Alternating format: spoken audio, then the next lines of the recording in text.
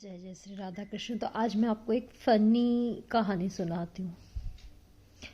क्या हुआ ना कि ब्रह्मा विष्णु महेश, ठीक है, तो कुछ एक श्राप के कारण ब्रह्मा जी को एक बार श्राप मिला कि उनकी पूजा नहीं होंगी धरती पे, या कोई घर पे उनको नहीं रखेगा, जो उनकी पूजा करेगा वो बर्बाद हो जाएगा। ऐसे एक श्राप मिला था ब्रह्मा जी को। अब ब्रह्मा जी बड़े परेशान, कहने लगे अच्छा अब तो कोई मेरी पूजा नहीं करता है, कोई मुझे, जैसे विष्णु जी को, जैसे शिव जी को जल चढ़ाया जाता है, विष्णु जी की पूजा होती है।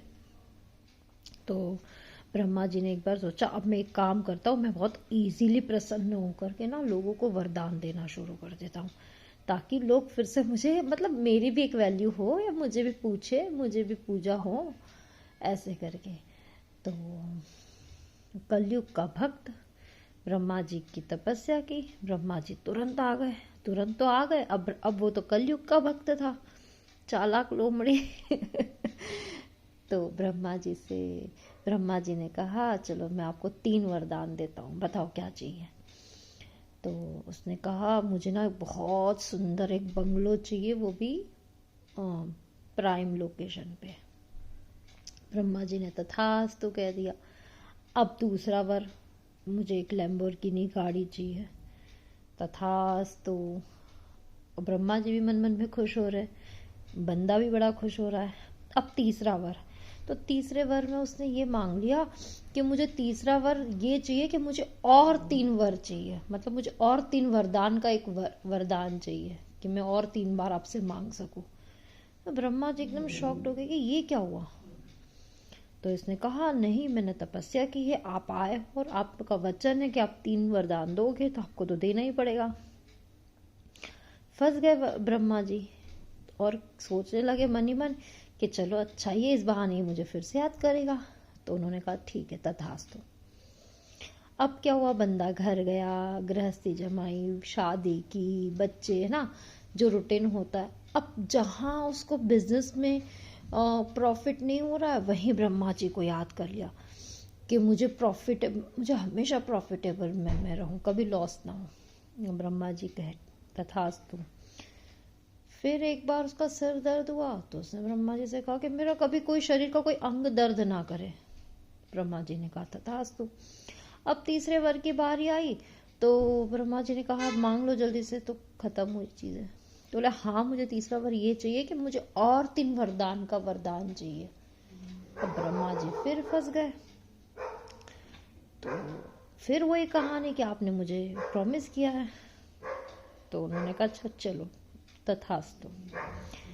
अब जैसे जैसे जीवन आगे बढ़ता गया, रोज की छोटी छोटी बातों के लिए रोज ब्रह्मा जी को बुलाए, रोज छोटी छोटी बातों के लिए। अगर खाना पसंद नहीं आ रहा तो फिर कि मुझे हमेशा अच्छा खाना मिले, अगर कोई बात पसंद नहीं आ रही है या फिर कहीं कंफर्ट जोन नहीं आ रहा है, तो फिर ब्रह्मा जी को याद करे कि मुझे हमेशा मेरे साथ में ये अच्छी अच्छी चीज़ें हो, कभी ये चीज़ तो हो ही ना। जैसे सर दर्द था तो उसने ये मांग लिया कि मुझे कभी कोई अंग ना दर्द करे, मेरा शरीर हमेशा स्वस्थ रहे। अब ब्रह्मा जी तो बड़े परेशान हो गए, क्योंकि ये तो हर बात पे बुलाने लग गया भगवान को, और हर बात पे वो आने लग गए, क्योंकि वरदान इस तरह से दे बैठे थे। अब दौड़े दौड़े गए फिर मेरे कान्हा के पास, ये तो ठेरा बाका टेढ़ा, पता तो है ही सबको। तो अब वो बाके को कहने लगे कि भगवान अब कुछ करो। तो बोले हाँ हाँ, तुम सबको ऐसे ऐसे वरदान दे के बैठ जाओ ताकि लोग तुम्हारी पूजा करें। ताड़कासुर को तुमने वरदान दिया था कि शिव जी के बेटे से वध होगा, जबकि उनकी शादी ही नहीं हो रही थी, वो तो बिल्कुल कहते हैं ना समाधि में थे। और वरदान क्या दे दिया ब्रह्मा जी ने कि ताड़कासुर को वरदान दे दिया कि शिव जी के बेटे से वध होगा। सती जी तो चले गए थे, और पार्वती जी को फिर से जन्म लेने में बहुत, मतलब कितने ही जन्मों के बाद उनको पार्वती का जन्म मिला है। मतलब ऐसा नहीं कि सती से डायरेक्ट पार्वती का जन्म नहीं हुआ, नहीं, बार बार जन्म लिए पार्वती जी ने शिव जी को पाने के लिए, पर हर बार नाकामयाब होकर फिर शरीर त्याग देते और फिर वापस ऐसे करते करते पार्वती जी का जन्म हुआ, फिर कार्तिकेय का जन्म हुआ, और फिर ताड़का वध हुआ, ताड़कासुर का वध हुआ। तो विष्णु जी कहने लगे ब्रह्मा जी से हाँ हाँ, तुम्हारी आदत है इस तरह से, ताकि लोग तुम्हारे आगे पीछे डोले फिरे, तो अब क्या किया जाए, कुछ तो करो। भगवान के अब तो मैं थक गया हूँ, वो मुझे बैठने ही नहीं देता है मेरे कमल पे।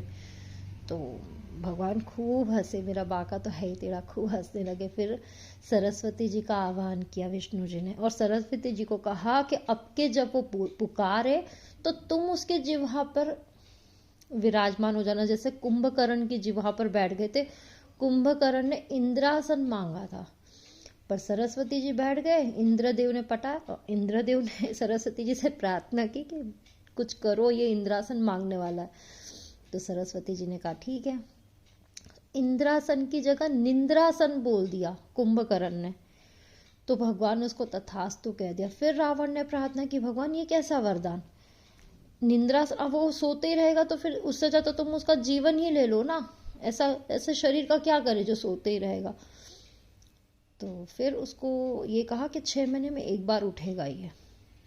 वो खाना इतना खाता था कि पूरे गांव का खाना एक ही खा जाए, तो उस हिसाब से वरदान था कि 6 महीने सोते रहेंगे तो सारा चीज़ें बैलेंस रहेगी, और 6 महीने में एक बार उठते थे कुंभकर्ण जी। तो ऐसी ये छोटी छोटी और 2 कहानियां इसमें ऐड हो गई।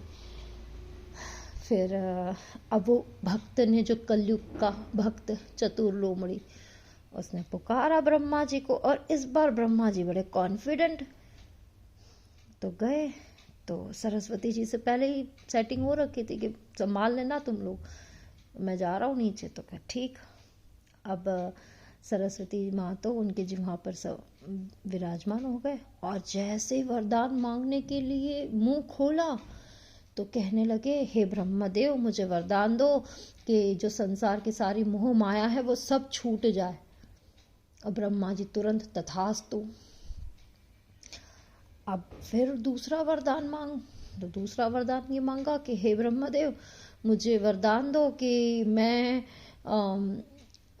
सारा सब त्याग पाऊं, जो संसारी चीजें हैं। तथास्तु, मोह माया भी छूट गई, सब त्याग भी हो गया।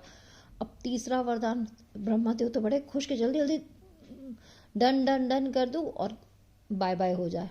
अब तीसरे में तो ये कह दिया कि ब्रह्मदेव मुझे वरदान दो मोक्ष का, कि अब अगला जन्म ही ना हो, मोक्ष मिल जाए, प्रभु के चरणों में सीधे विलीन हो जाओ। तो ब्रह्मदेव ने तुरंत उनको तथास्तु कह दिया, और ये कहानी से छुट्टी पाई। मतलब वरदान मांगा, जो भी हुई कहानी, उसको मोक्ष भी मिल गया, और ब्रह्मा जी भी छूटे, और खूब हंसे बाके, खूब हंसा बाके ने उसे अपनी शरण में ले लिया उस भक्त को। और ब्रह्मा जी और सरस्वती जी, तो ये एक छोटी सी फनी स्टोरी जो मैंने आज की भागवत कथा में सुनी थी, और अब मैं ये अपने लट्टूड़े को सुलाऊंगी, नटखटी को। जय जय श्री राधा कृष्ण।